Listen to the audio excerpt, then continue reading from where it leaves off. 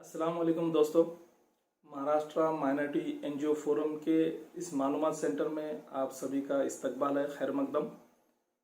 मालूमात सेंटर के ज़रिए हम आप लोगों तक तमाम गवर्नमेंट स्कीम योजनाएं जिसे हम कहते हैं, उसी तरह से स्टूडेंट्स के लिए स्कॉलरशिप, एजुकेशन लोन और दीगर जितने भी स्कीम्स होते हैं उसके अपडेट्स, फॉर्म भरने की जानकारी और इसी तरह की मुकम्मल और सही मालूमात आप तक पहुंचा रहे हैं। आपको ये पसंद आ रहा है मालूमात सेंटर, तो आप इसको सब्सक्राइब कीजिए और बेल आइकॉन प्रेस कीजिए ताकि सभी अपडेट्स आपको वक्त वक्त पहुंचते रहें।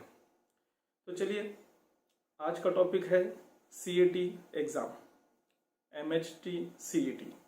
महाराष्ट्र स्टेट की ये एंट्रेंस टेस्ट है और ये एग्ज़ाम हर उस बच्चे के लिए ज़रूरी है जो 12th साइंस में पढ़ाई कर रहा है और सन 2022-23 में इंजीनियरिंग, फार्मेसी और एग्रीकल्चर एजुकेशन कोर्सेज के लिए एडमिशन लेना चाहता है।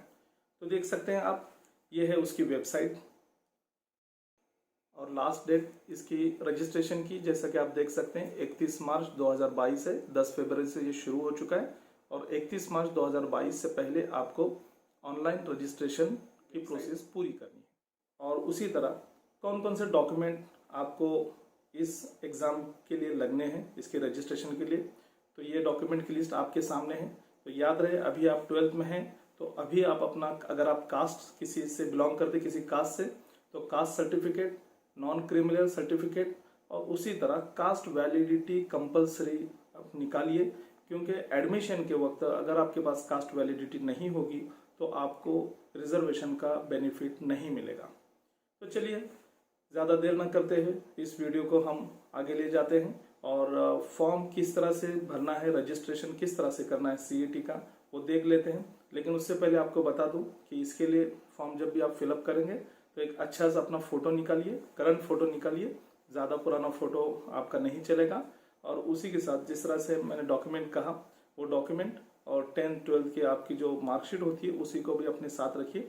इनफैक्ट तमाम डॉक्यूमेंट अपने साथ में रखिए और उसके बाद में फॉर्म को फिलअप कीजिए। तो चलिए, आइए देखते हैं कि फॉर्म किस तरह से फिलअप किया जाता है। जैसा कि सीईटी की यहाँ वेबसाइट आप अपने स्क्रीन पर देख सकते हैं, इसमें सभी पोस्ट ग्रेजुएट, अंडर ग्रेजुएट और टेक्निकल प्रोफेशनल कोर्सेज़ की मालूमात दी गई है। और यहाँ पर राइट साइड में ऊपर अगर आप देखेंगे, एकदम राइट साइड में, तो क्लिक हियर फॉर सीईटी 2022-23, तो यहाँ पर आप क्लिक कीजिए तो आपके सामने 2022-23 की खुल जाती है। यहाँ पर आपने ये देखिए एमएचटी सीईटी 2022-23 के रजिस्ट्रेशन के लिए, किसके बीटेक वगैरह के लिए न्यू आपने क्लिक करना है, न्यू रजिस्ट्रेशन पर जाना है। अब आपके सामने यहाँ पर ये नोटिफिकेशन दिए हुए हैं, ठीक है, जो मैंने पहले आपको बताया। न्यू रजिस्ट्रेशन को आप क्लिक करें, यहाँ पर बहुत सारी इंस्ट्रक्शंस दिए हुए हैं और उसी के साथ में जिस फॉर्म जो आप रजिस्टर्ड करते हैं उसकी फ़ीस कितनी होगी। जैसे ओपन कैटेगरी के लिए 800 रुपये, ओबीसी के लिए 600 रुपये हैं। ये सब यहाँ पर डिस्क्रिप्शन पूरी तरह से यहाँ पर बताया गया है। तो थोड़ा जब फॉर्म आप फिल कर रहे हैं तो इसको थोड़ा ध्यान से पूरा डिटेल पढ़िए ताकि आगे आपसे गलती ना हो। और इसको पूरा, इसके बाद में आप इसको एक्सेप्ट कीजिए और प्रोसीड कीजिए। अब प्रोसीड कर, यहाँ पर अपनी पर्सनल डिटेल्स, खुद का नाम, पिताजी का नाम, मदर का नाम और बाकी सब आपकी डेट ऑफ बर्थ वगैरह। और मदर टंग आप उर्दू सेलेक्ट कीजिए, जहाँ तक मुस्लिम अगर आप हैं, क्योंकि आप अपने घर में जो लैंग्वेज इस्तेमाल करते हैं मदर टंग वो उर्दू होती है, ना कि हिंदी, ना कि मराठी। अगर आप मराठी बोलते हैं तो मराठी सेलेक्ट कीजिए, इंग्लिश कहते हैं तो इंग्लिश सेलेक्ट कीजिए। और इस तरह से आपने ये पूरा अपनी डिटेल्स सेव करनी है। यहाँ पर अपने पासवर्ड क्रिएट करना है और आपको ओटीपी आएगा, जो आप अपने मोबाइल नंबर आपने दिया है उस पर ओटीपी आएगा और उस ओटीपी के ज़रिए आप इस फॉर्म को रजिस्ट्रेशन करते हैं। तो ये आपका एप्लीकेशन नंबर आता है जो आपको सेव करना है और ये एप्लीकेशन नंबर और अपने पासवर्ड को इस्तेमाल करते हुए आपको फिर से लॉगिन करना है। इसमें याद रहे कि पासवर्ड सेव करके रखिए। अब जैसे आप फिर से लॉगिन करते हैं तो रजिस्ट्रेशन के देखिए आप फर्स्ट प्रोसीजर आपकी कंप्लीट हो चुकी है। आगे के स्टेप्स आपको कंप्लीट करने हैं, जिसमें आपको, आप महाराष्ट्र के डोमिसाइल है या नहीं, यस की करेंगे तो आपको आगे के फर्दर एक स्टेप आप ऐड हो जाते हैं। फिर कैटेगरी सिलेक्ट करनी है आपको कि आप ओबीसी है या ओपन है। देखिए, अगर आप ओबीसी सिलेक्ट करेंगे तो आपको caste certificate, cast validity, non criminal आपके पास है या नहीं ये पूछा जाएगा। अगर आपके पास है तो आपने यस कीजिए, अगर नहीं तो नो कीजिए। और अगर आपने अप्लाइड अभी नहीं है आपके पास लेकिन आपने अप्लाइड किया है, अगर आप इसको सिलेक्ट करते हैं तो फिर आपको रिसीट नंबर डिमांड करेगा कि आपने कब अप्लाई किया, उसका रिसीट नंबर और डेट डालिए। तो अगर ओपन सिलेक्ट करते हो तो आपको इनकम सर्टिफिकेट, आपकी इनकम, फैमिली इनकम कितनी है ये पूछा जाएगा।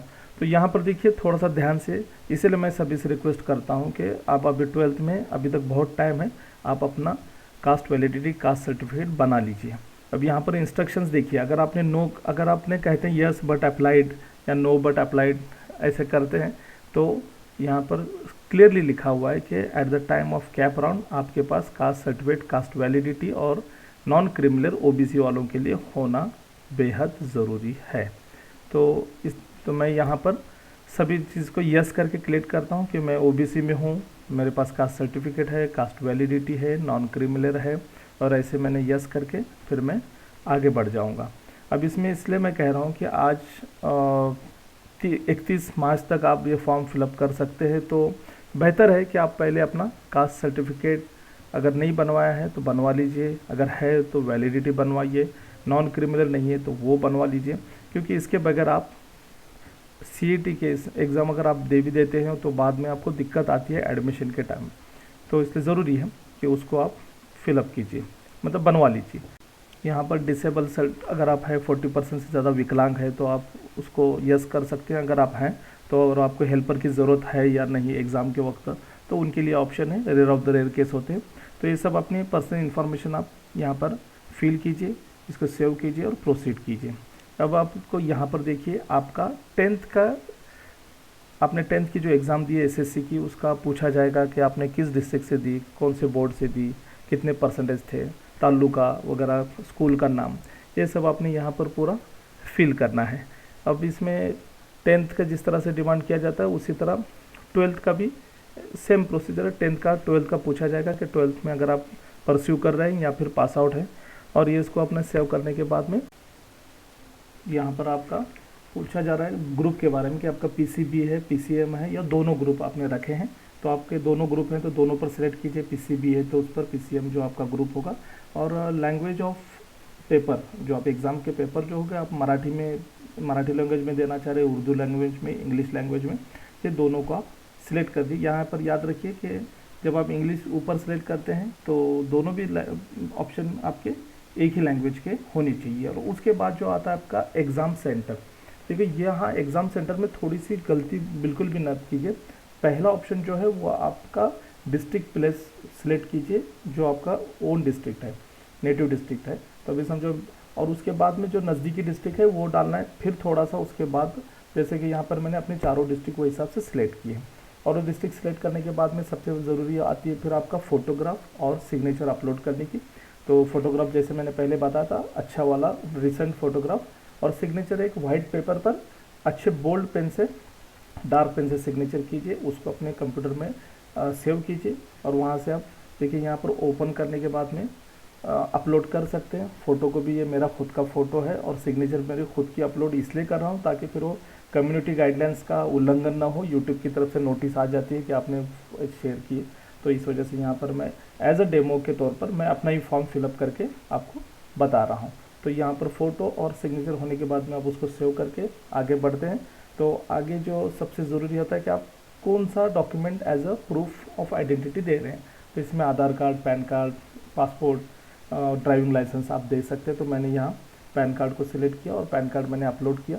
ये इसीलिए कहता हूँ कि अभी सभी डॉक्यूमेंट अपने फोल्डर में अपलोड करके रखिए, स्कैन करके रखिए।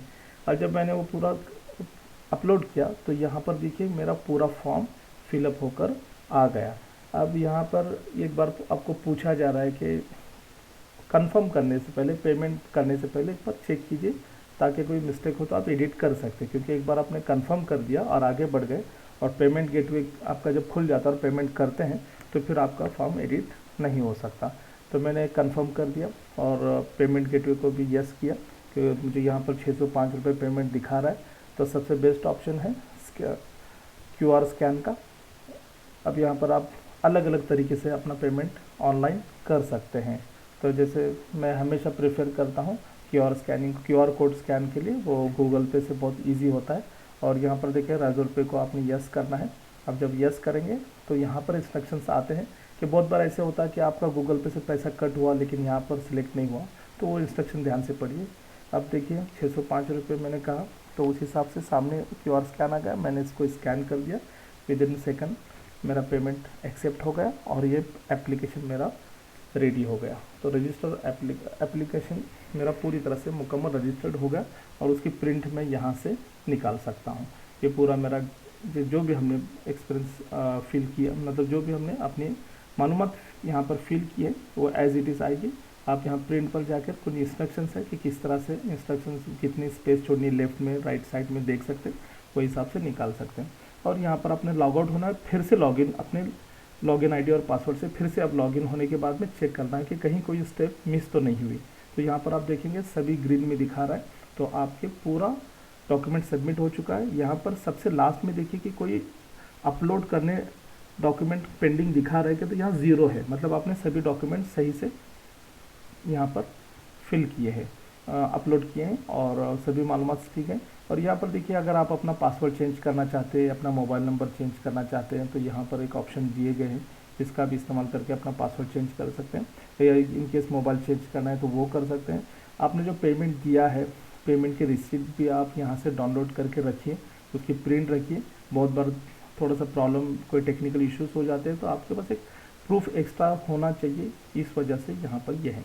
अभी आप अगर जैसे कि मोबाइल नंबर वगैरह चेंज इन केस करना चाहते हैं, तो अगर इन केस आप आपके 2 ग्रुप है और आपने एक ही ग्रुप को किया या फिर आप दूसरे दोनों ग्रुप से करना चाहते हैं, तो यहाँ पर वो भी ऑप्शन है कि फिर बोथ ग्रुप, तो आपको वापस से फिर दूसरे ग्रुप के भी पेमेंट पे करना होगा। तो ये आप एक ग्रुप अगर पहले किया और आपको अगर दोनों ग्रुप करना है तो उसका भी ऑप्शन दिया गया है कि बाद में आप दूसरा ग्रुप को भी ऐड कर सकते हैं। और ये हो गई पूरी प्रोसीजर CET एग्ज़ाम के रजिस्ट्रेशन फॉर्म की। तो ये इस तरह से आपने अपना फॉर्म फिलअप किया और जो 12th साइंस में बच्चे हैं, आप इस तरह से अपने फॉर्म को ईजिली फिलअप कर सकते हैं। शुक्रिया।